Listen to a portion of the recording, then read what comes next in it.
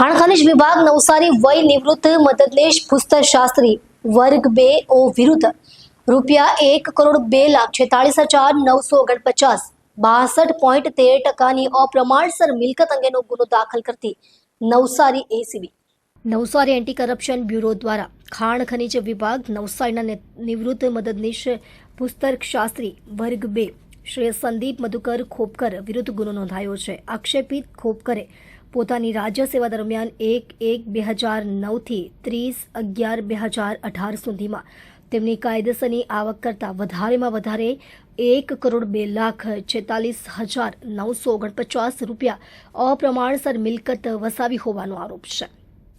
તપાસમાં જણાયું છે કે આક્ષેપિતે જાહેર સેવક તરીકેની પોતાની સત્તાનો દુરુપયોગ કરીને ગેરકાયદેસર રીતે નાણાં પ્રાપ્ત કર્યા હતા। આ તે સ્થાવર અને જંગમ મિલકતોમાં રોકાણ કર્યું હતું। આ અપ્રમાણસર મિલકત તેમની જાણીતી આવક કરતાં 62.13% વધારે જણાઈ આવી છે। આક્ષેપિત ખોપકરની આજે ધરપકડ કરવામાં આવી છે।